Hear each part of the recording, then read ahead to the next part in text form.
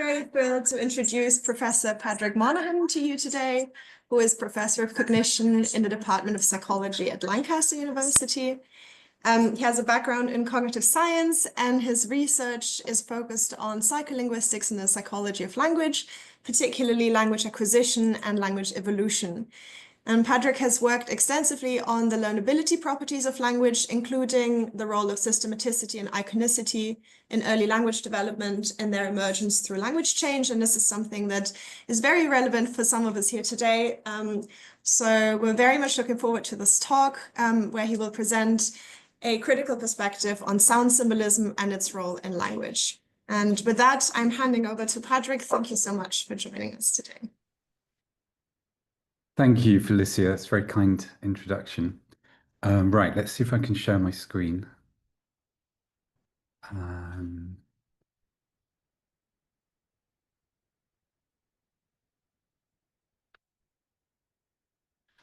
Okay, I think I'm screen sharing. Can you see my slides okay? Yeah, we can. Yeah. Okay. And are you getting the behind the scenes view of the presenter view, or are you just getting the main screen? I think we're all getting the presenter's view. Oh, hang on then, let's see. Now it's working. Okay, right. I don't want to give away any secrets. As Hedda said, just as he was arriving back in his office, I did give a talk in Göttingen to, I think, an overlapping group, and perhaps the same group. It was 3 years ago. And I was preparing this talk. I was remembering what I did talk about. And some of the same material is in here because I know several of you are working on similar topics. So I wanted to touch on it again. But I've tried to put some new stuff in as well. And the consequence is that this is stuff I haven't talked about before. And I've also not got completely to grips with what it's showing, what it's meaning. So, so in a way, this is a lesson on how not to give a talk, because there's going to be some muddle. But I hope at least that you'll find the muddle interesting, and that perhaps together, audience and presenter, we can sort out and navigate our way through some of this material. So I've been working on sound symbolism for quite some time, and I've been fairly skeptical, really, in my approach to sound symbolism. So thinking about it a little bit critically about when and where we might find sound symbolism, and if it's in the language, where it's coming from, and if it's in an experimental study, is that really telling us anything about language at all?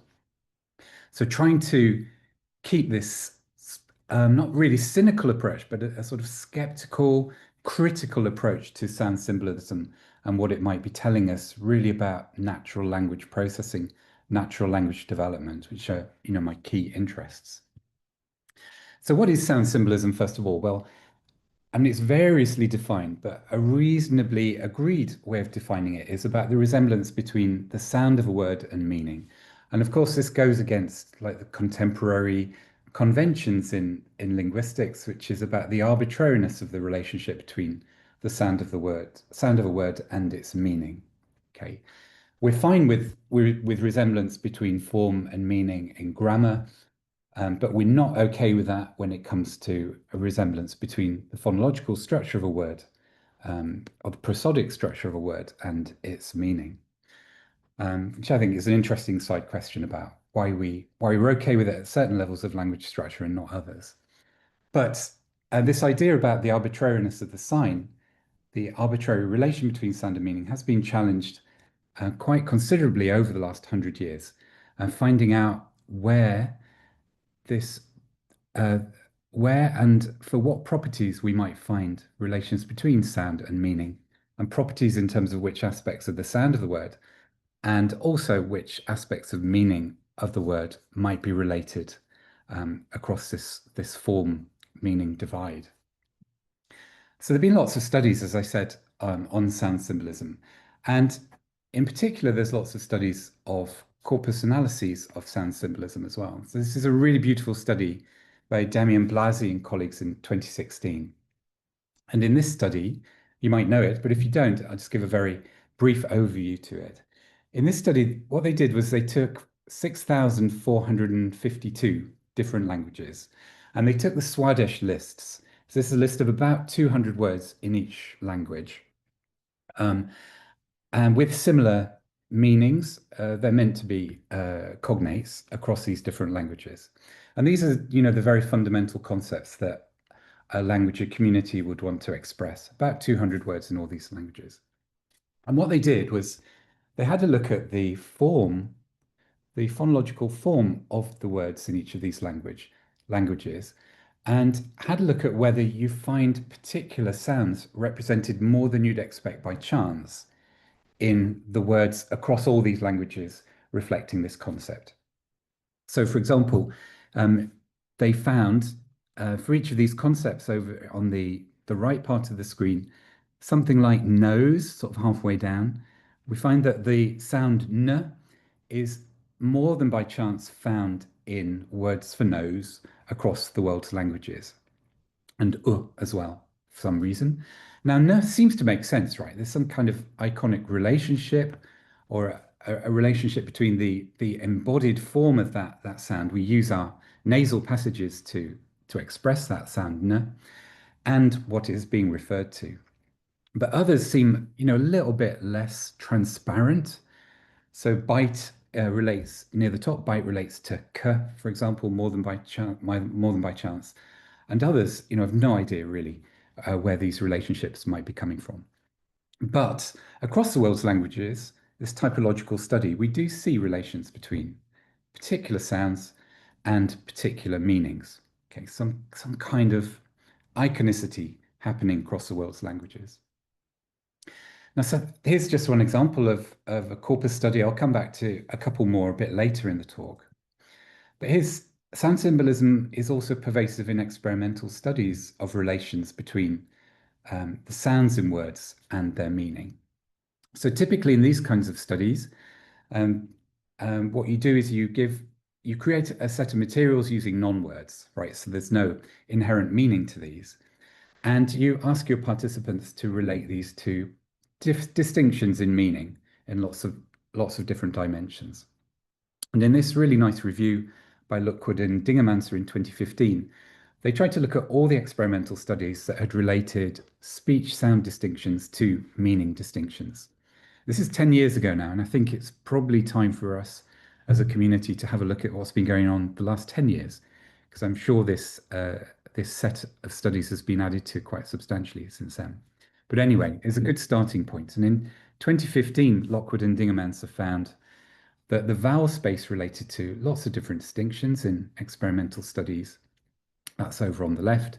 And over on the right, we see relations between voicing of consonants and the stop versus sonorant distinction as well in consonants. And so if we have a look at the vowel space, for instance, we have front, back on the x-axis, and we have high, low on the y-axis here, so the standard vowel space from IPA chart, for instance. And each of these lines indicates one attested difference in terms of relating vowel distinctions to meaning distinctions. So that top line there goes from the E sound, so front, to the U sound, and this relates to precise E, broad meaning U on a distinction. So these are all attested. So several of them, very many different studies finding relations between non-word speech sounds and meaning distinctions. So on the one hand, we have these corpus studies of relations between sound and meaning. On the other hand, we have these behavioral studies of sound and meaning as well. And as I said, there's been a lot of interest in sound symbolism. And so if you just have a look at Scopus articles, which include sound symbolism as some kind of keyword, then here's the increase in documents by year. So for a lot of our existence, people were very happy to hardly study this at all. But then something is happening around the year 2000, and we get this exponential increase. In actual fact, you do see an exponential increase in just about any academic topic, but this is particularly steep in terms of its exponent, I think. So a lot of interest in sound symbolism. If you look at the last 10 years, there's been really a lot of studies since Lockwood and Dingerman's review paper, for instance. So it's going to be a more considerable challenge to go through all that than they faced in 2015. So lots of people interested in sound symbolism, and this is also true here in Lancaster in our student population. So here's just a little side, really, in terms of a study that one of our third-year undergraduate students has just completed. Our undergraduates are really interested in sound symbolism. And this was my student, Arithemia Simya, and she did this study where she noticed actually there's a lot of work on the Bouba-Kiki effect, but there's hardly any in terms of production. And in fact, she could only find one study where people were given non-words and asked to create different shapes that they associated with these different sounds. So I'm sure you know the standard Bouba-Kiki effect goes back 100 years. Bouba, Kiki, these non-words, people tend to link Bouba to the leftmost shape, the rounded shape, and Kiki to the rightmost shape. And we have distinctions here in terms of the consonant sounds. We have voicing of the consonants for roundedness, unvoiced for angularity. And we also have differences in the vowels as well. So we tend to have low back vowels in Bouba relating to roundedness, and we have high front vowels in Kiki relating to angularity. But only one study previously has done a production task here, where you give Bouba, Kiki, non-words like that, and you get someone to draw what it makes them think of. The only other study that did that prior to this drawing task gave participants exactly the shapes associated with Bouba and Kiki in advance. So some kind of priming effect. So Arithemia had to go at this study, giving people words like Bouba and Kiki, asking them to make a drawing, and then we encoded what they had drawn. So just a little insight into what she did. So we took 20 non-words altogether, and we varied whether it was a front vowel or a back vowel, and we also varied whether it contained plosives or sonorant consonants. And there are 5 of each of these classes of non-word. So for a front vowel and a plosive, an example is kipite, for instance. An example of a back vowel and sonorant is molumo, for instance. And we had some predictions based on previous experimental studies where people form a precise link between particular words and particular shapes. That the back vowels will be rounded, the front vowels will be angular, and the sonorant consonants would be rounded and the plosive consonants would be angular. And all we did was we played our participants one of these non-words and said, draw a picture that reflects the sound of the word. Now, this is where it got tricky, and this is where we realized why no one has ever really done this study before. And it's because it's really, really hard to classify these pictures. Because if you give your participants something fairly unconstrained, then there's so many different ways they can interpret a task and go shooting off in unpredictable directions. But we had some reasonably good, reliable measures by the end of her study. And so we scored each of the pictures that our participants produced for each of the 20 non-words.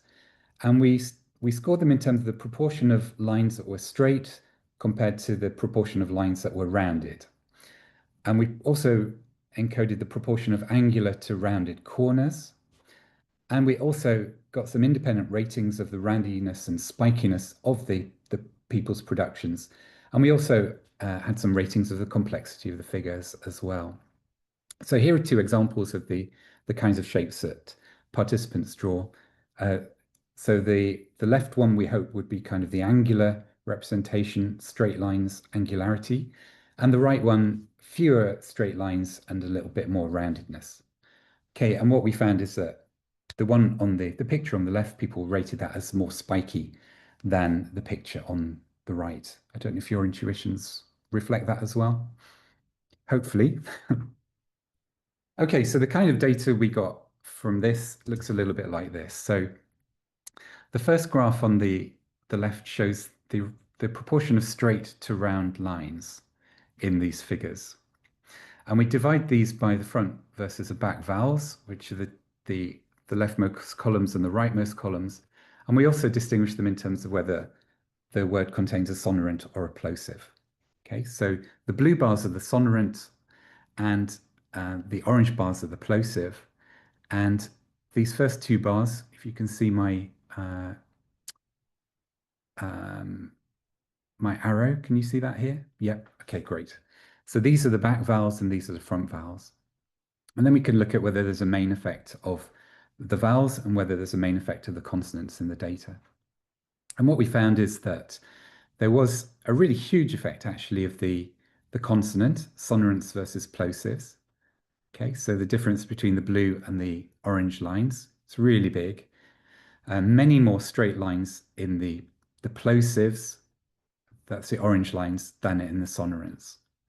And the vowels also, we saw a main effect of that too. So there are more straight lines in the front vowels than the back vowels, but there's no interaction there. Okay, so we're finding this sound symbolism effects here. People are producing more straight lines for the plosives than the sonorants and more straight lines for the front vowels than the back vowels, as predicted. We see something similar going on with the angular versus rounded. The plosives, the orange bars, are higher than the blue bars, the sonorants, and that's another huge effect actually. And we also see an effect of the back vowel versus front vowel. So more angular corners for front vowels and for plosives. And we also see an effect for the angularity rating, the roundedness, spikiness rating, and it's similar to the other effects as well. The plosives are more spiky, produce pictures which are rated as more spiky, and the front vowels produce pictures which are more spiky as well. But no interactions there. These effects of the consonants and the vowels seem to be additive. Okay, so our students love this. And one of the reasons why they love it is because it's pretty easy to get to grips with these effects, and the effects are absolutely enormous. Okay, this was, what was it, about 40 participants? We found absolutely massive effects. All these p-values are less than 0.001. And when you work in psycholinguistics, that's very rarely happens, does it? So it's a great thing to study because the effects are so clear and so enormous. And they're also really interesting and easy to grasp until you begin to probe down into things. Okay, and then it gets a little bit more hazy about what these results are actually telling us about natural language processing. Okay. And one of the reasons why when we probe into things, it gets a little bit more hazy and a little bit more complicated is because sound symbolism is interpreted and tested in some rather different ways. That in this paper by Mark Dingemans, we tried to tease apart and create some sort of framework. And in this framework, we tried to distinguish some of the different ways in which people were talking about and studying sound symbolism. So on the one hand, we can have a distinction between arbitrariness, where all the position in one representational space just predicts nothing about a position in another representational space. There's just no way to predict from one space where you're going to end up in the other space. So that's meant to be indicated by this relations between A and B. So if you have word meanings in A and word forms in B, a perfectly arbitrary relationship would be where you start in this top left corner, you might end up anywhere in the word form space. Okay, it's not that there's a correspondence between the two. But there is a form of sound symbolism which is about iconicity, and that's where the precise shape of one space corresponds to the precise space of the other shape as well, the other space as well. So if you go from the left corner of one space, you end up in close to the left corner of the other space. And that will be about an iconic relationship, where the shapes of the spaces and the positions of your points are predictable one from the other. And that's about sound symbolism, a particular form of sound symbolism which is termed in this paper iconicity. The shapes of those spaces are similar to one another. There's a representativeness in the whole spaces. And the other way that sound symbolism has been interpreted and studied is in terms of systematicity. And this is a little bit of a weaker understanding or test of sound symbolism. And this is where you get some kind of clustering of space.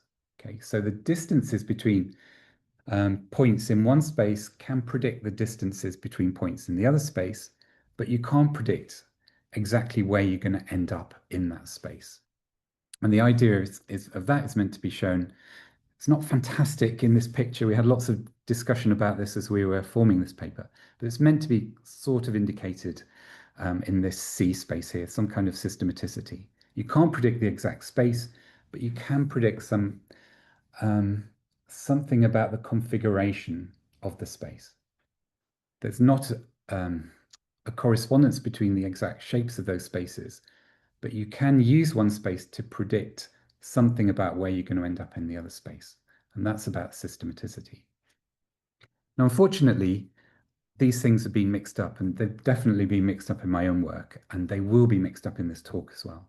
But if we can tease these apart, I think we can make some pretty big strides in terms of understanding where disagreements are in sound symbolism and difficulties in mapping one set of studies onto another set of studies, which I'm going to try and approach in the rest of this talk. As I said, in a fairly muddled way. So different understandings and different agendas, really, in terms of how sound symbolism has been interpreted. So on the one hand, we have these corpus studies where we try and find relations between certain meaning distinctions and certain sound distinctions. And these corpus studies pretty much invariably are testing systematicity, so not iconicity. And these corpus studies are testing about what relations between sound and meaning we find in natural language. Okay, these are really important studies, but they do tend to test systematicity. Whereas experimental studies are really trying to get at something else, trying to get at something more about iconicity. So Buba and Kiki relating to rounded and angular shapes.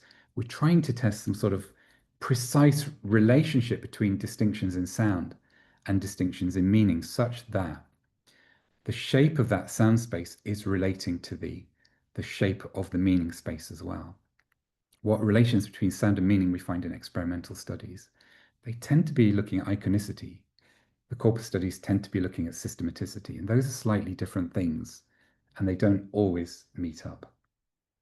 And so what I'd like to have a go at in the remainder of this talk is to try and find a link between what we find in natural language in terms of systematicity and what we find in experiments which have largely tested iconicity, and really trying to narrow that gap and see where the two are matching up, and where there's a mismatch, where that mismatch might be coming from, perhaps because of different understanding of sound symbolism, or perhaps because of some kind of theoretically interesting gap that is present between the natural language and what happens in natural language, and then what happens actually when you put someone in a lab and try and test them on a sound symbolic effect.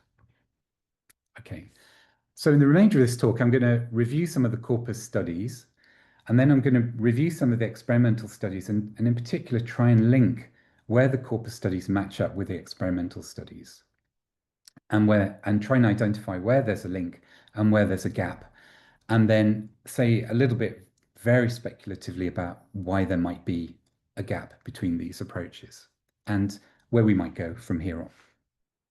Okay, right, so corpus studies, testing systematicity. Well, it turned out that for a long time, there were all these experimental studies saying sound symbolism is prevalent in natural language without any serious approach to trying to find out how much sound symbolism was present in language. And if you were at my talk 3 years ago, you will have heard this, but I thought it's important to cover again, partly because it's one of the studies I'm most proud of in my career, but also I think because it sets this agenda really for a distinction between systematicity and iconicity in sound symbolism. So what we set out to do was to try and quantify how much of a relationship there was between the form of a word and its meaning in natural language. And by natural language, I mean in English for this study. And so what we did was we took all the words in English, in this case, all the monosyllabic words actually, and we positioned them in phonological space. So we figured out how many changes to the phonological features would it take to get from one word to another. And when you do that, you can come up with a big matrix and position words according to their similarity in this sound space. So dog and cog are close together. Cog and gear are a little bit further apart. And then we also try to do the same thing in the meaning space. And there are different ways you can do this, but you want some kind of reflection of the meaning of a word in a vector form so you can figure out some sort of distance between them. Lots of ways you can do that. They all seem to work fairly similarly, it turns out. But in this case, we looked at vectors of co-occurrence. So dog and cat turn out to have very similar vectors of co-occurrence. They tend to occur with the same sorts of words in the same kinds of contexts.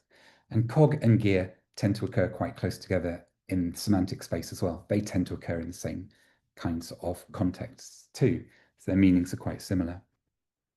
But we don't know what the structure, the internal structure of these spaces actually is. And so if we just did a correlation between this phonological space distances and the semantic space differences, then it might be that we get some sort of correlation which is just false, purely because of the way in which words tend to occur and potentially some of the pronunciation constraints on where words might occur in different contexts, for instance. So to really figure out how much structure is in meaning mapping which relates to the sound, what we need to do is randomize the positions of these points in the semantic space to know what it would be like if there was just a random reallocation. We keep the points in the same place, but we randomly reallocate the labels to those points. So if we can just jiggle them all around, we end up with this kind of meaning space, which is nonsense and randomized, but the internal structure of the semantic space and the internal structure of the phonological space are just the same as before. And you do this, so we figure out what the actual correlation is between the phonological space and the meaning space, and then we jiggle them around 1,000, 10,000 times and look at the distribution of the random correlations that you get between the spaces, which is just due to the structure of the space, and look at the actual correlation with respect to that distribution of random correspondences. Okay, and so this is the answer to how much sound symbolism or systematicity, in this case, there is in natural language.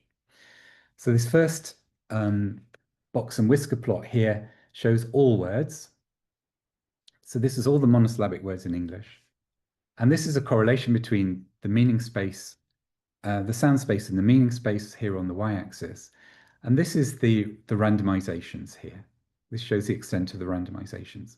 So it's centered about 0. So actually there is no inherent structure driving correlations. But just by chance, you might get some really tiny correlation between sound and meaning, okay? But the actual correlation between sound and meaning is an outlier to that random distribution, really by a long way. But the correlation is really tiny. So the correlation between the sound space and the meaning space is 0.035, those distances, okay? So it's highly significant because there are so many different distances that we're correlating, just hugely significant. But the amount of variance we're explaining is really tiny. Okay, it's just 0.1% of the variance in the meaning space can be predicted by the sound space. And if we do some additional controls, so the lemmas, we take out the inflectional suffixes, we still see the actual language as an outlier. If we just look at monomorphemic words, the actual correlation in the language is an outlier. And if we take out any shared etymological forms, then we still see highly significant point, though it is within the boundaries of the randomization, but really an outlier. So still a less than 0.01 the p-value for that distribution. Okay, so I'm reasonably confident it's there. there is systematicity in natural language. I want to present this as well, which is a picture that shows the sound space on the XY plane, the flat plane, and the Z plane, which is pointing upwards, shows exactly how sound symbolic or how systematic different parts of that sound space actually are. Okay, so if you see a mountain here in this landscape, that means that the words around that sound space with those particular sounds tend to be a little bit more systematic than the rest of the language. And if we see a trough, so a big valley, that means that the words in that space are much more arbitrary than we might expect by chance compared to the whole of the landscape. And what this shows is that there do seem to be these like clusters of sound symbolism in this space. There are a few mountains there, right? But there are also a few valleys here, a few troughs as well, showing that there's some anti-sound symbolism going on in some parts of the space too. But exactly what do these little pockets of sound symbolism mean? Are they interpretable? And are they really showing us some of those pockets of iconicity that we might then be seeing in the behavioral studies? But, I'm going to come back to that point. Okay, exactly how to interpret this. All right, so we did it for English. I'm sorry about that. But Isabelle d'Autriche did it for 99 different languages, all Indo-European languages. But sorry, some Indo-European, some non-Indo-European languages. They really did this properly. So they had a go at looking at sound meaning correspondences using a very similar method to us in our original paper, but across the different languages. And for if there's sort of crosses in the bar, if it's a striped bar, that means it wasn't significant, but everything else is significant, and all the correlations are in the right direction. Okay, so everything seems to be showing this positive sound to meaning correspondence across all these languages. So German is in here somewhere. So it's in these red bars here, right? So we are seeing this sound meaning correlation in Germanic, in German, one of the Germanic languages. And actually English there is really one of the places where we see the smallest systematicity between sound and meaning, even though it's still significant. Okay, so maybe German has even more systematicity than English. Okay, so those are the studies looking at systematicity. But there's also this study I wanted to return to by Blasi as well. And remember, this study looks at a typological analysis where we're looking for clusters of particular sounds relating to meaning across the world's languages. So this is sitting somewhere between systematicity and iconicity now. So we're focusing in on very particular sounds and very particular meanings to see whether we've got some puddles of sound symbolism going on in the languages. And across the world's languages, if we can treat each of those natural languages as independent data points, which is arguable, then when we do see some correspondence between particular sounds and particular meanings. Okay. But what is the structure of this? I mean, it's pretty tricky, as I said earlier, to try and interpret these as showing any kind of systematic message, excuse the phrase, between the sounds and the meanings. We can come up with explanations for them like the n in nose, but are there any kind of overarching stories that we can really tell about these relationships? That's a little bit more tricky. Well, someone did have a go. So in this really beautiful study by Johansson in 2020, published in Linguistic Typology, they tried to group together the Blasi type analyses, these 200 meanings, try to group them together in terms of clusters of meaning that might be carried by particular sounds. And now each of these grey points shows a cluster of meaning that Johansson and colleagues came up with, and the paths here show links between that cluster of meaning and particular speech sounds that might be relating to those distinctions. Okay, so pretty complicated network going on here. And as with everything in language, you can't explain it with just one or two parameters. It's a really complex dynamic system going on, of course. But trying to bring some order to bear to this kind of thing, this kind of structure. And so the words that somehow reflected smallness in those Swadesh lists from the Blase et al. Study related to particular sound distinctions. So smallness, you see that point here? Smallness did relate to more use of t and more use of k. And we can potentially abstract even further, suggesting that this is something about plosives versus sonorants, or plosives versus continuants, and also something very relating to unvoiced consonants as well, relating to smallness. But of course, k on its own doesn't just relate to smallness, it also links to other sound distinctions. But here's another example, hardness, which I'm going to come back to. Hardness can relate to, again, that k sound. So the concepts in some way reflecting that broader concept of hardness tend to contain more k's than we might expect by chance across the world's languages. Okay, so really trying to come up with a bit more of a systematic rather than an ad hoc explanation for the kinds of patterns we're seeing here. We had a go at this as well. And this is a study I think I also presented 3 years ago, but I've been thinking about it a bit more since then, so some of the interpretation of it should be at least new. But we had a go at trying to come up with a bit more of an overarching and comprehensive analysis of clusters of word meaning and whether they might relate to particular patterns of sound distinctions as well. So if you think about that landscape of the sound space and the peaks and the troughs, are those actually meaningful? Are those peaks relating to particular clusters of sounds relating to particular clusters of meaning? And can we actually identify them? And the way we did this was we went back to Roget's thesaurus. And Roget's thesaurus tries to group together words according to overarching concepts. This really goes back a long way, and a lot of these words are fairly archaic now, actually.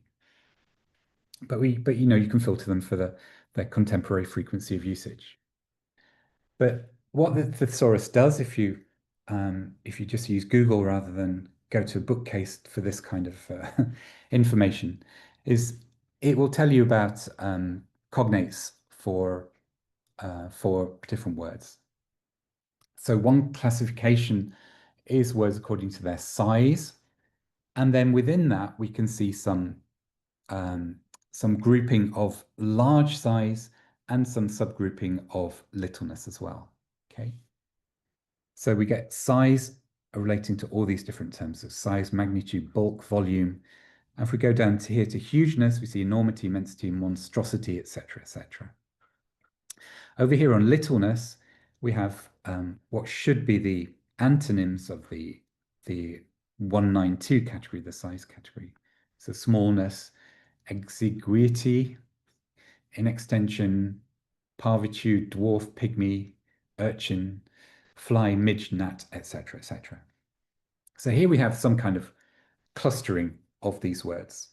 And there are hundreds and hundreds of ways in which words are clustered in this analysis. And they're also structured around different aspects of human experience as well. Okay.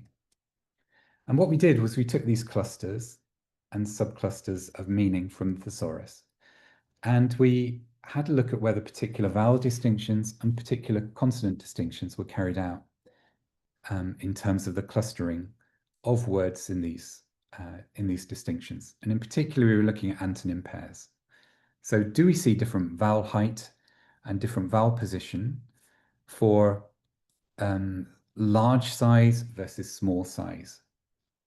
Do we see differences in consonant voicing in the words in that grouping? Do we see difference in consonant sonorants in those groupings? So many possible sound symbolism dimensions, but we had a go at, if you take the thesaurus as the structuring of human experience and the clustering of human experience into important distinctions, are those reflected in sound differences? And from that, you get a lot of data, right? So here are the distinctions from Roget's thesaurus which relate to sensory distinctions. So what we see here on the, let's call it the y-axis up, this is the effect size of the relation between the sound distinctions and those meaning distinctions.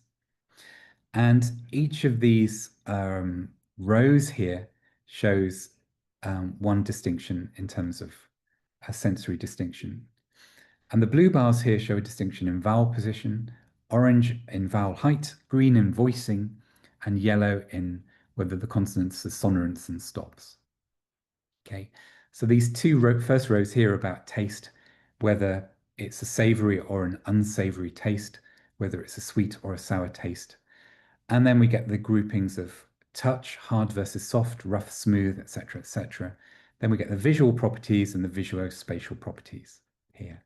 Okay, and over here, right at the end, we have the angular versus rounded distinction. Okay, now loads and loads of different effect sizes, and all these groupings are different in terms of the size, like the size of the set of words expressing these distinctions as well.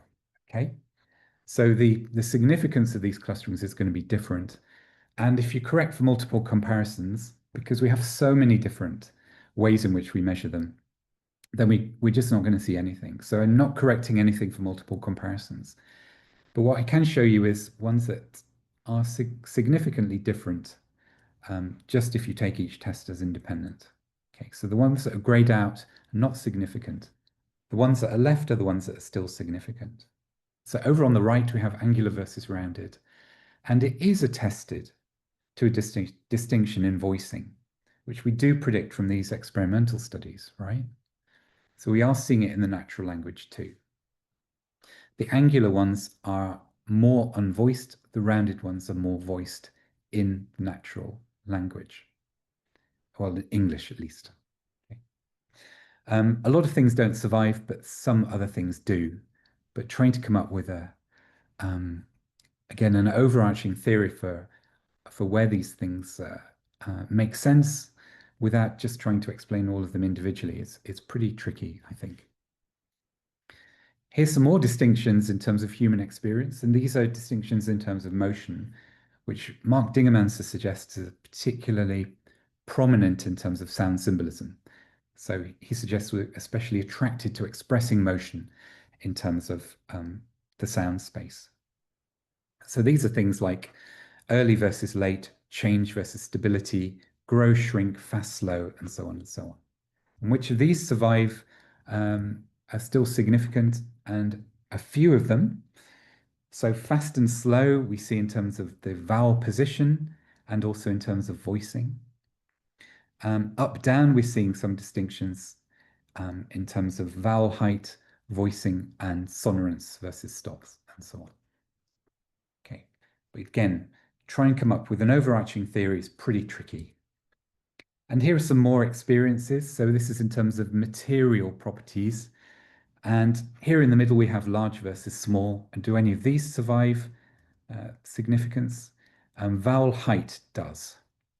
So that is attested to in a natural language study of English when we take the clustering of words according to Roget's thesaurus.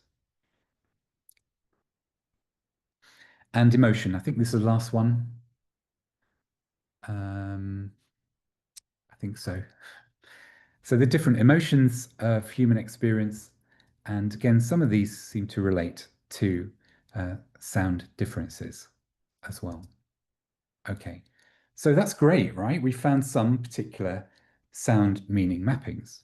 Some of those are shown up in typological studies.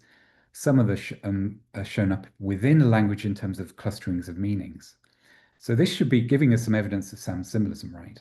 Maybe that's about those peaks and troughs in that sound space. So we can stop there, right? And in another talk, maybe I would stop there, but I'd like to go a little bit further and try and explore what these clusterings of meaning relating to sound actually mean, and how real we ought to take them to be in terms of reflecting the structure of natural language. So here's that sound space on the XY plane, and then the Z plane up is about whether there's systematicity or arbitrariness in particular at that different point in space. Okay, so maybe large versus small is here, right, in terms of that peak there. Maybe that's what we're seeing. Maybe we're seeing some peaks around angularity and roundedness, expression of meaning in terms of sound. Is that what's going on? Well, it would be nice if we could link them up, but when we probe what is at the peak of this sound space, it really is not immediately apparent what meaning correspondence that might have. So it's not that we see large being this word here. That's not what's going on. It's much more opaque than that. And it's also problematic because this graph in our 2014 paper, I think is really important, but it's also really, really hard to explain. So let me have a go. Now, what the black line here shows is every point in that sound meaning space here in terms of whether it's a peak or a trough. So if it's a peak, it's over towards the right of the graph. If it's a trough, it's over towards the left of the graph, right? And what we see is that there are more peaks than troughs because the peak of this distribution here is slightly to the right of center. And that means that the whole space is a little bit more systematic than you'd expect by chance, right? But there's still a big distribution. So for particular points in the space, some of them are really highly systematic, but some of them are, really arbitrary, really low in systematicity. And a lot of them are pretty much in the middle, but slightly to the right of center. So a little bit systematic, but not very. Okay, but a little bit. What the gray bars here show are those 10,000 randomizations of the form to meaning mapping space. Okay, and even if you're doing it randomly, what you see is that you would still get these pockets of systematicity, even when we take out all the structure that's actually there in the natural language. Just by chance, we would see some pockets of systematicity. We also see some pockets of arbitrariness. Now, the peak here is right at 0. Okay, so it is like a distribution around 0. But still, if we're taking particular points in that space to tell us anything about reality, about importance of that space, then it could just be there by chance. By chance, we get this distribution of some parts of the space being really highly systematic. Okay, and I think what this indicates is that we can't take those pockets of systematicity as really telling us anything about the structure of natural language or the importance of this particular sound space relating to a particular meaning space. It's pretty much arbitrary, I think, about what ends up where. Overall, we're seeing this systematicity, and I think that is very meaningful. But when we're looking at particular points in that space, in the sound space, then that's really just by chance. Okay, so the language gives us systematicity, and just by chance, we're getting these clusters of sounds relating to particular meanings. And it's possible that our attraction to sound symbolism and empirical experimental studies of it is really pursuing these just chance correspondences between sound and meaning. They just happen to be there by chance, and then we go and experiment with them and we find our behavioral study, but they are just chance. They're not telling us anything really about the structure of language, the structure of cognition, and the structure of the mapping between sound and meaning space. Just by chance, we're getting these pockets, these very strong pockets, but they're not telling us anything above and beyond that. The whole space is, slightly more systematic than we might expect by chance. That's a really skeptical approach, and I'm not sure I'm absolutely there, but it is at least a possibility. So in the rest of my time, so I was told I had an hour and 15 for the talk, but that seems like a really long time for you to concentrate. So it might do us better to try and finish a little bit sooner than that. Am I right? I think. Oh, sorry, we have speakers on here. But I think normally it's like most 15, and you can go on for as long as you like, and then just depending on either you finish earlier, we have more time for questions, or you talk a little bit longer. So okay. I'm just trying to put myself in your position as an audience, and when you might be tempted to go and check your email, which was probably 30 minutes ago, right? Anyway, okay, let's see how far we get anyway. And if you really collapse before the end, then just let me know and I can stop at any point for your questions. But then the last part of the talk is really trying to bridge the gap. And this is a bridge that's not too far from Göttingen. Is that right? Do you know where this bridge is? So somewhere in the Harz Mountains, which is not too far from Göttingen, is it? Okay. No. Oh, you can tell me afterwards if you recognize it. Anyway, trying to bridge this gap. So empirically, is there an overlap between these behavioral studies of sound symbolism and patterns found in natural language? If there is, then maybe we've got a little bit more evidence that those pockets of sound symbolism are actually meaningful in terms of cognition. But also we can ask the question theoretically about why would we find sound symbolism in the language at all? So I'm going to try and briefly answer both these questions, but this is really where it gets a little bit muddled and opaque. So I might need your help on this. So can we try and link what we find in natural language to what we find in experimental studies? There's not been very many attempts to actually do that. So I had to go here. So if we take the thesaurus results in terms of meaning distinctions relating to particular sound distinctions, and what we know from the Lockwood and Dingermanser review in terms of the attested distinctions in vowel space relating to meaning space, then for F1, so high-low vowels, then the only relation we find in the language study, the thesaurus study, that relates to the behavioral study is small versus large. Okay, that is a significant relationship in the language, and we're also finding it in terms of high-low vowels. Okay, so there is some correspondence here. But there are two other relations between sound and meaning found in experimental studies, which we don't find in natural language, in English at least. For F2, so front versus back vowels, then lots of different distinctions have been tested, but only one of these is attested in the actual language study. So fast versus slow, there is this correspondence between the empirical study and the language study. And for the consonants, for voicing, of the three relationships we find between voiceless and voiced, the only experimental study that relates to the distinction in natural language is the spiky versus rounded one, which is good news, right? Because that's been studied so often, including by my students here at Lancaster. But we don't see any relations between stop and sonorants or stop and continuant either. Okay. So we had to go at bridging this a little bit more in another study by some students here at Lancaster. And we also tried to bridge this gap empirically using more than one language. So this is more than just English. Still not enough languages.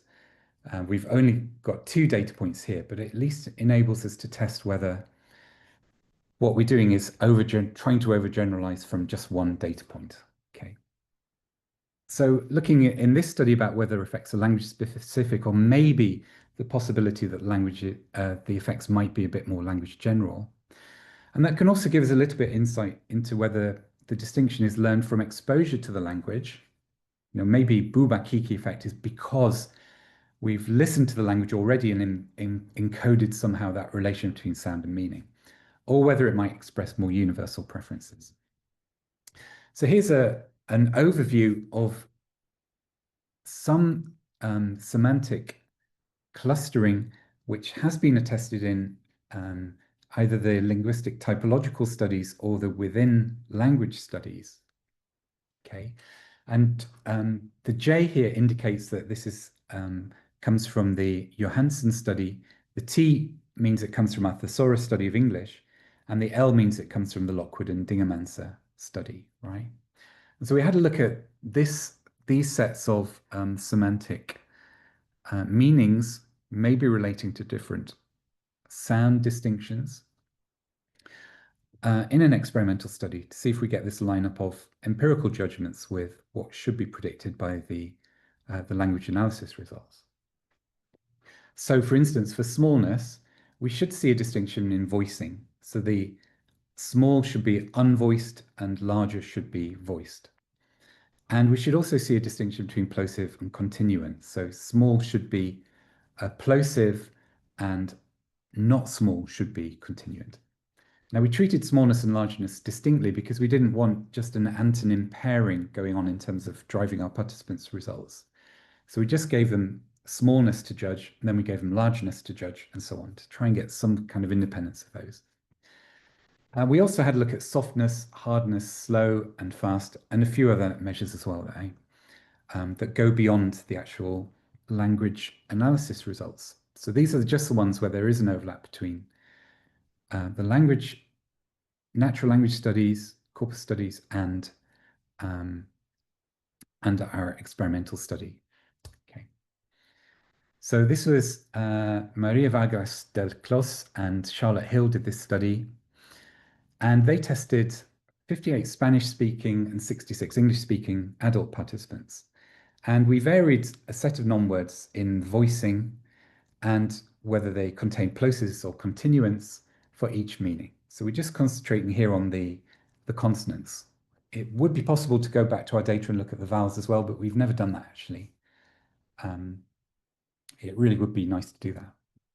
But we designed the study really to test this distinction of consonant voicing and consonant plosive versus continuant distinctions.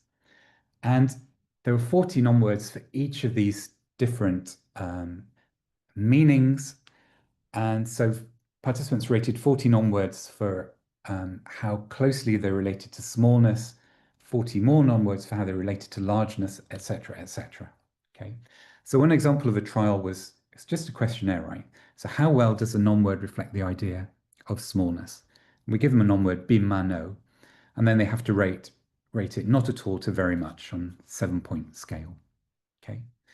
Now, what you find in these kinds of rating studies is things are pretty much around the middle. So yeah, this is not a very small word. You know, it's kind of in the middle, and everything is kind of in the middle. But what we see is that kind of in the middle is also quite informative, because sometimes you're a little bit lower than the middle rating, sometimes you're a little bit above the middle rating. And it turns out that we get some, again, quite large effects for distinctions in terms of meaning, sound relating to meaning. So how well a non-word reflects the idea. So here's what the data from some of these distinctions look like. So the first two bars here show the Spanish participants, and the left two bars here show the English-speaking participants. And this is for a voiced versus unvoiced distinction. Voiced in blue, unvoiced non-words in orange. Okay, so what we see in the English is that the unvoiced is a higher rating than the voiced words in terms of smallness. So the unvoiced non-words seem to relate to smallness better than the voiced non-words for English. For Spanish, you might notice these bars are very close together. I'll come back to that.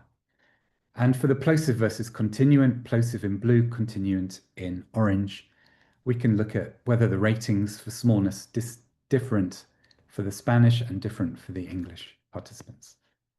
Okay, so we get graphs for all these different distinctions, for the Spanish, for the English, for voiced, unvoiced, plosive, continuant, for all the different meaning distinctions we have. So I tried to boil them down into a couple of tables.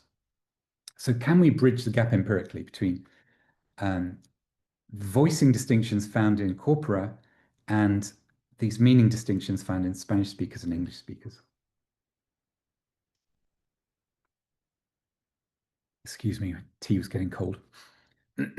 So what this table shows is the eta squared value, so a reflection of the size of the effect. And the asterisks indicate whether it's significant or not. And this is for a voicing distinction. So smallness, we would expect from the corpus study of Johansson and our thesaurus study, a distinction between matching small and not matching small. And what we see in Spanish, there's nothing at all. But for English, we do see this strong effect, right? So no evidence in Spanish, but a really, really strong effect for the English speakers here in terms of the unvoiced being smaller than the voiced. And largeness as well. We see, again, a really huge effect for English and no effect for Spanish. And we can go through each of these in turn, and many of them are significant, some of them are not. Some of them are significant, in one language and not in another. But there's no real generalization about which properties, sound properties are going to relate to which meaning for Spanish and for English. And in particular, let's have a look at softness here, right? So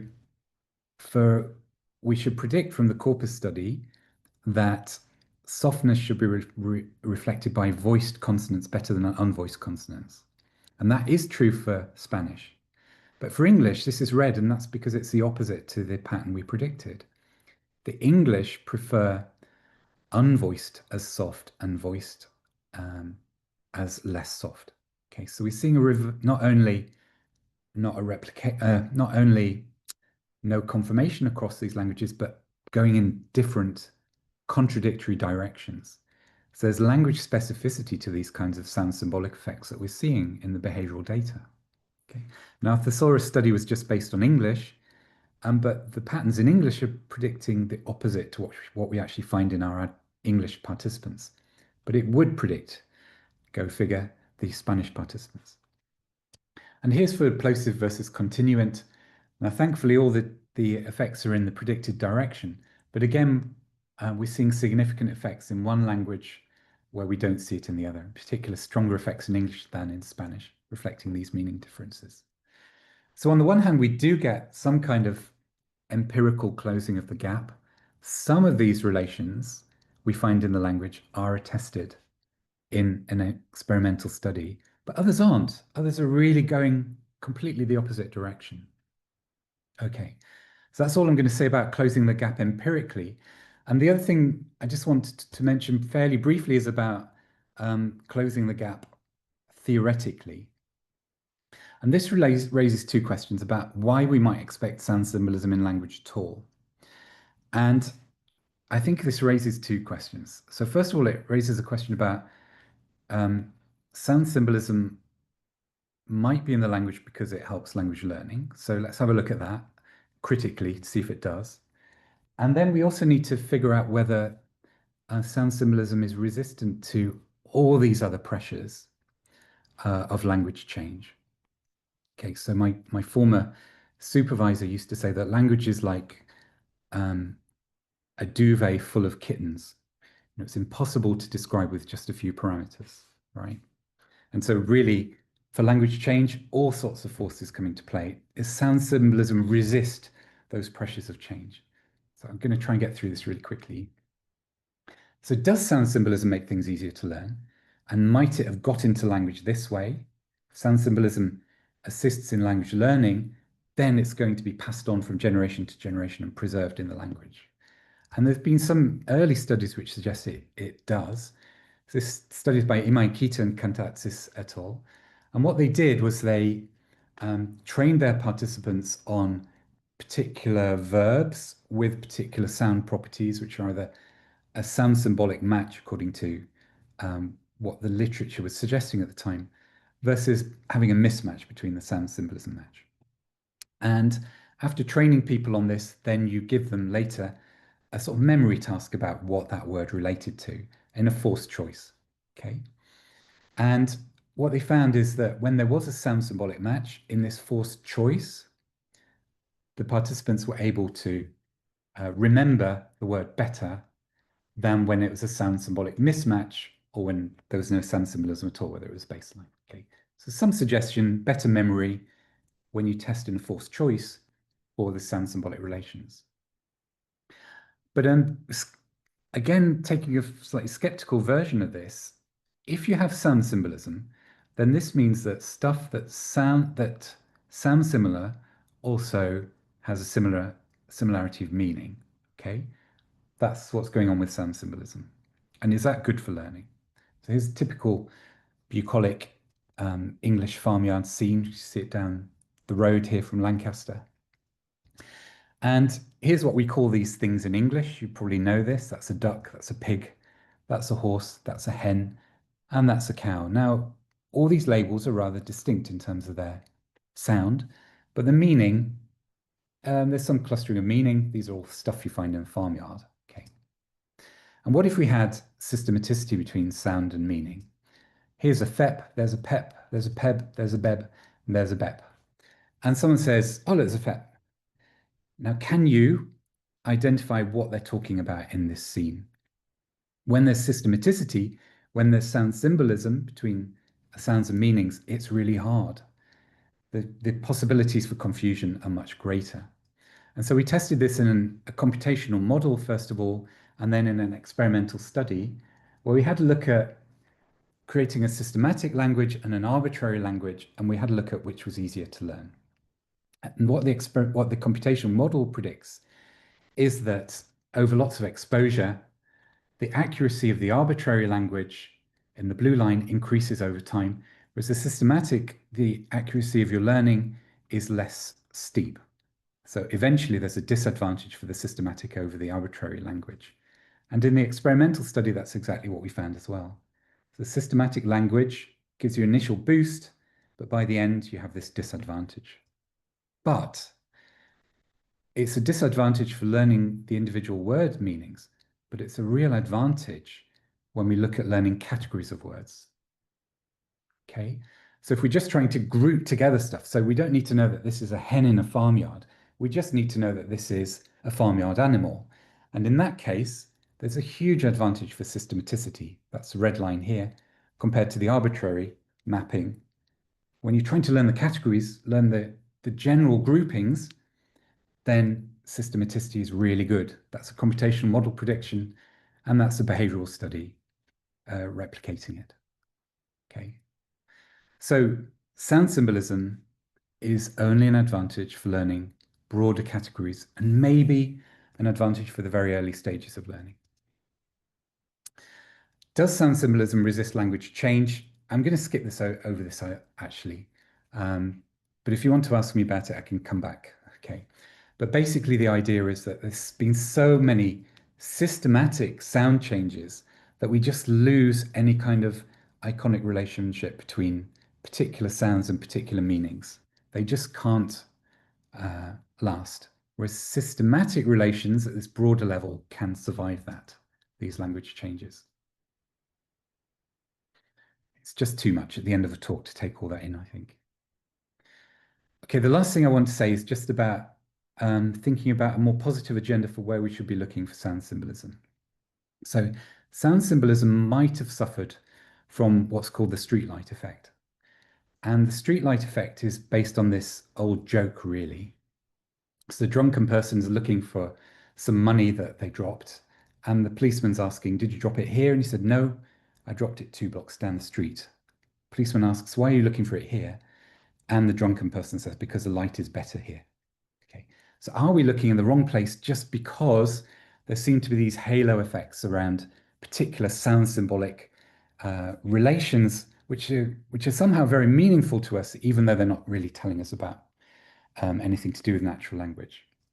Now, I think the right place to look is certainly around the sound to meaning correspondences in terms of categorization, so the broader categories of meaning. And one place we can look, for instance, is looking at relations between sound and grammatical categories. And this is some work that Pablo Contreras-Cayens has been doing with Morton and myself. And in this study, we had a look at 200 different languages, and we dug out about 1,000 words in each language which had similar meanings, cognate meanings, and we classified them in terms of their grammatical category. And then we honed in on a noun versus verb distinction, which is important to grasp fairly early in language learning, and turns out to be really helpful if you're trying to syntactically bootstrap your language at an early stage. So we were interested in whether that was carried out in terms of sound versus meaning correspondences across these world's languages. And here are the accumulated data. So what this shows is on the x-axis, the distance to the mean distance for each word to to action words. And on the y-axis is the distance of the particular word to a thing word, so a noun. So we have verb distance on the x-axis, noun distance on the y-axis, and each of these points shows the distance for, in this case, an action word, distance to a thing word, and distance to an action word. Okay, so these are the verbs. And what we see for the verbs is that we see this, the center of mass really of these words is above this dotted line. And what that means is that the verbs are more similar to other verbs in terms of their sound than they are to nouns. And this rightmost panel is the nouns, and we see the center of gravity is a little bit under that dotted line. And what that means is that the sound of nouns is closer to the sound of other nouns than it is to the sound of verbs across all those languages. Okay, so that's for the combined languages. And then we can look at all these individual languages and the sound distance and the meaning distance. And what we see here, what this basically shows is if the points are different than 0, then that means that these noun words above the line here are more close to the other noun words. And the blue points here are the action words. They're more close to other action words or verbs in terms of their sound. And if we're seeing a distinction between the nouns and the verbs, so sort of any gap between these orange points and these blue points means there is some systematicity in the sound to grammatical category distinction. Okay, so over here is English, and so it's significantly different, but it's a really tiny difference compared to some of these languages where there's a really huge difference between the sounds of the nouns and the sounds of the verbs. Okay, so this was a significant difference for 195 out of the 200 languages, with mean pretty large effect between the sounds of the nouns and the sounds of the verbs being distinct. Okay, and even the ones that are not significant, these 5 languages over here, the difference is still in the right direction, okay, as predicted. And what's quite interesting is if we just look at 50 words, so if we think about how much can we ascertain of the whole language just from a few words in the language, then we're seeing a really powerful signal here just in a few words from the language. And this means that this information is potentially available very early in children's development when they're learning about the language. So the black line here shows how much signal there is in these 50 words, and the red lines show what you'd expect just by chance. And each of these columns shows one language. And for 175 out of 200 languages, just the first 50 words are sufficient to give you that noun versus verb distinction in terms of sound meaning mapping. So it's a really interesting point for as a source for syntactic bootstrapping. If you're basing your categorization on the sound, that can hook you into the grammatical structure of the language at an early stage. Okay, so sound symbolism, my conclusion are that it's an interesting model, and it's still a bit of a muddle in my head, which you might have ascertained from my talk. But sound symbolism relations do exist in natural language. And sound symbolic behavioral effects do vary across languages, do exist in natural languages, but they also vary across languages according to language background too. And I think we need to look much more closely about this. So rather than just generalize everything from English, which, you know, is at least for American and British researchers, is a terrible thing that we do all the time. But looking at these effects across different languages, I think is really, really important before we make any generalizations there.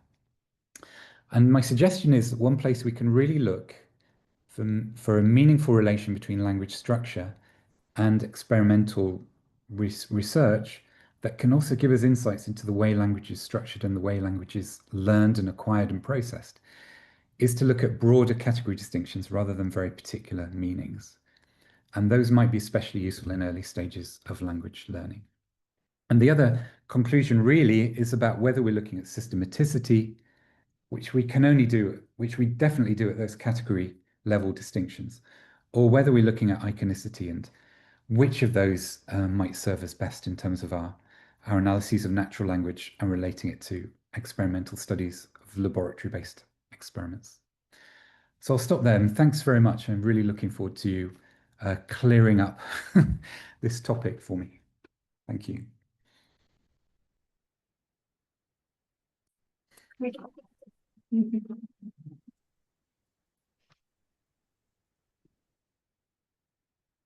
Thank you very much for this interesting talk. I would suggest people who have questions maybe like raise their hands in the Zoom, and then we can call up people.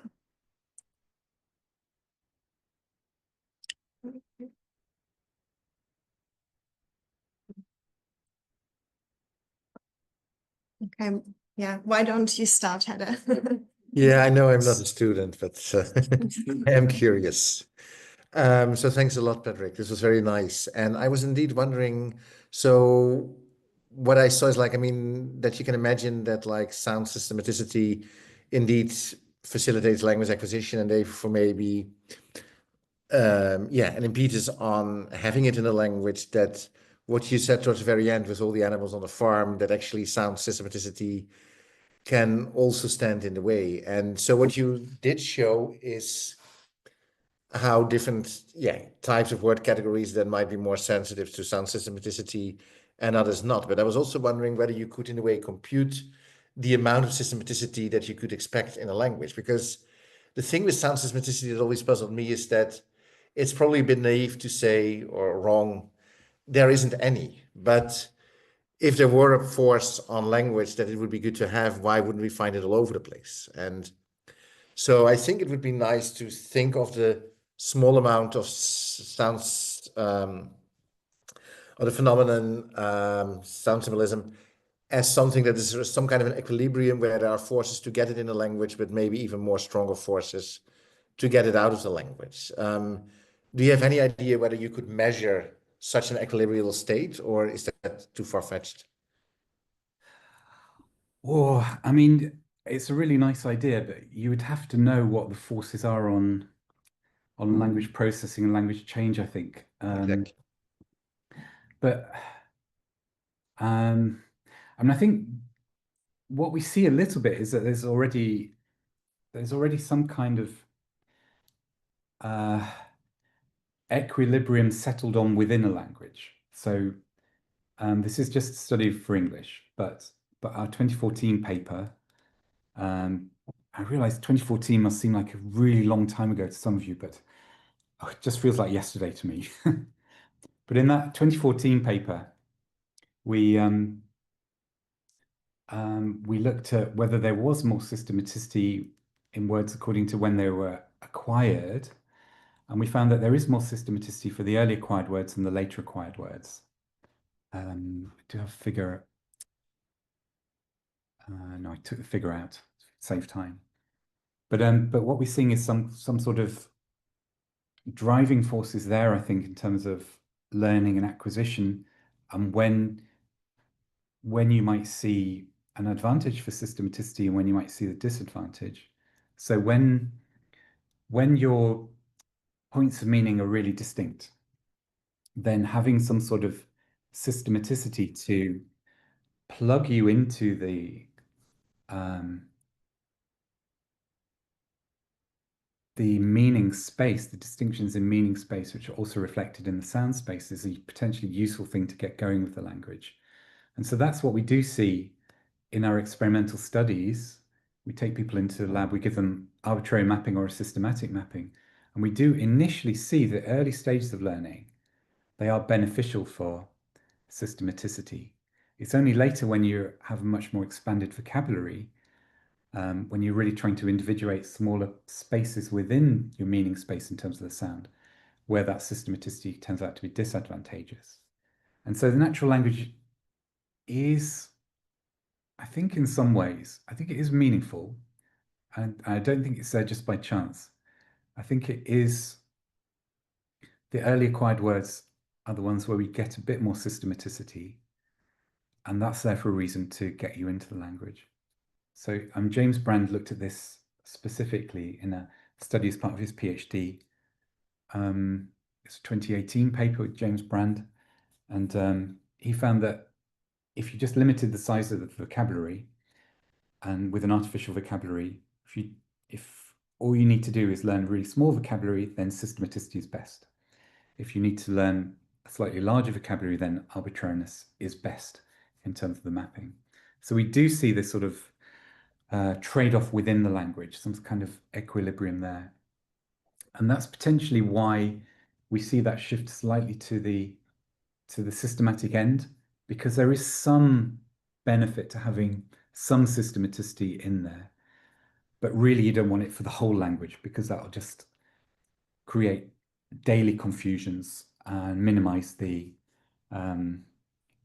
signal that's present in the environment when we take the environment as a whole for communication. Can I briefly ask a follow-up question? So do you, because now you connected to vocabulary growth, do you see that reflected in acquisition, that like within a smaller vocabulary, there's more systematicity than when a child acquires a larger vocabulary, or that a child might go for more systematicity in the earlier phases of acquisition and the later phases of acquisition? Yeah. So, I mean, the words that are early acquired are more systematic. So, I wish I had the graph, but the crossover is somewhere around the age of 8 or 9 in terms of when there's more arbitrariness than systematicity in the vocabulary according to age of acquisition. So is that age of acquisition effect there because those are the words that children find easier to learn and so they come through earlier? Or is it there as some kind of design feature for the language? And I like the idea of it being a design feature, because in experimental studies and in computational models, we've predicted that kind of pattern. So we do see it as beneficial for learning. In mini languages learning studies and in computational models of learning, and it's reflected in that in that natural language study. And I think if you're trying to teach children, I think those meanings of the early acquired words are the important ones as well for the child and their experience. It's not just that just by chance we get this accumulation of words which are systematic and the child acquires those, even though they're not particularly useful for their experience at age of 2 or 3. I think there is this convergence of these are the important words to know when you're young, and also these are the words where we're seeing that systematicity. So, it does feel like by design to me. Yeah. Thanks a lot. Okay, Shab was next, and then there's a question in the chat, and then we can get to Gotham. Thanks very much for the talk. I had a question about maybe one clarification question first about the experiment that you described where you looked at categories, which was that when you said you looked at a subset of 50 words, were these 50 words that are predicted to be acquired early for children, or is it a sort of random subset of 50 words like by frequency in the languages? Yeah, that's a really important question. So the data I showed you was just a random selection of 50 words, and we see that big signal effect there. And it turns out it doesn't matter which 50 words you take. So Okay. you can take the first 50 words and we see this strong pattern, but it's not much stronger in terms of reflecting a noun versus verb distinction in those like 50 first acquired words compared to any 50 words. So it actually doesn't matter in that case. So that goes slightly against my design argument, but if I may, another. Thanks. So, if I may, I was also curious about what the forms of the verbs were that you would use. I guess you could, if you use like stems or something, maybe, there's no morphology on the verb, but presumably when children acquire languages, they also acquire them with some verbal or nominal morphology. And I wonder how you can then isolate the effect of the sound symbolism of the category from the, repeated use of certain morphology in certain contexts. Yeah, thanks very much. Yeah, so I mean, this is another interesting area where there's no disagreement about sound meaning systematicity in terms of morphology and inflectional and derivational morphology, where, the sound is really telling you about the function and telling you quite a lot about the meaning of that word. so yeah, that's somehow that's that's not taken as surprising, though it is certainly contributing to form meaning relationships. Absolutely. In our analyses, we tried our best to just look at stems of words, so remove derivational and inflectional phonology. But I must admit, we didn't know enough about all the languages to be absolutely sure that we were doing that. So what we did was we did some automatic methods as well, where we looked at sharing of the beginnings of words and the endings of words, and just shaved off any repeating patterns that we might find at the beginning of words and at the end of words as some kind of reflection of prefixing or suffixing. And so the middle of words was still having an effect, but we didn't look at infixing. So if any of those languages are infixing, then that would be confounded with the effect of inflection or derivational morphology. But yeah, so we tried our best to actually remove the inflections and derivational morphology, but if you add them in, then you get a much stronger effect. But somehow that makes it less interesting to people. So even without those, like the monomorphemic, the bare stem forms, we're still seeing this correspondence between sound and meaning. Okay, thanks very much. Thank you. Okay, there was a question in the chat also, which was, what about sound symbolism and dialectal data? What kind of divergencies are there from the standard languages? Asks Christine. Oh, yeah, really, really interesting, important question. And I was just talking about it to a colleague this morning, actually. So someone who works on a dialect of English, which is just only found in this region of the UK, and it's also vanishing at the moment. But it's a rhoticization of the vowel. So most of Britain, you would say horse, whereas in this small dialect, you'd say horse. It's a real rhoticization of the vowel horse. And it's kind of dying out as sort of a standardization is happening across the UK. But it does mean that you get these very different patterns in particular dialectical variations for sound to meaning correspondences that we might think are there. So if you I mean, this is accent differences as well as dialectal differences. So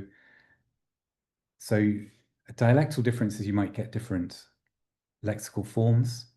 I don't know anything about that, but you do get different accents, and so different realizations of the vowel space in particular, which can absolutely turn things on their head. So for the Kiki versus Booba effect, if you try to test this in New Zealand English, it's completely upside down because of the change in the vowel space. So Bubao is pronounced something like Biba, and Kiki is pronounced Kuki, something like that, right? So the vowel space is pretty much reversed compared to British English pronunciation. And if you think about that angular versus rounded distinction being carried in the language, yes, it works fairly well for British English and American English. It does not work at all in New Zealand. It's the opposite. So these variations are absolutely important. And I think they do point to the importance of proper registration and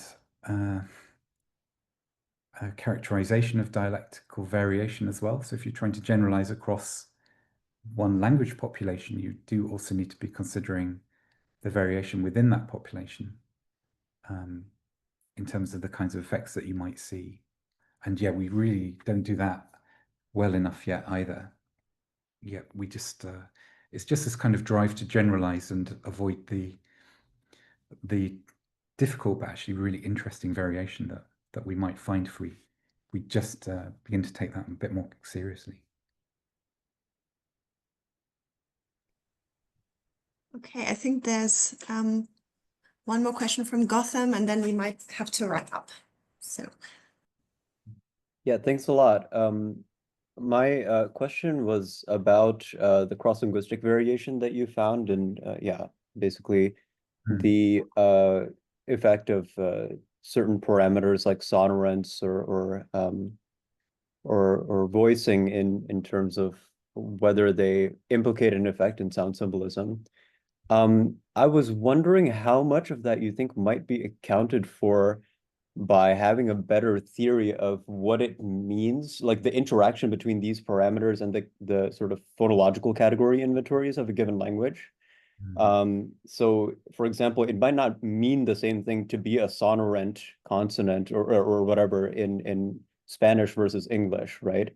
So, I mean, I guess I think phonologists kind of use these features, take these features to apply across languages, but obviously voicing does not work the same way in English or German as it does in Spanish or Italian, right?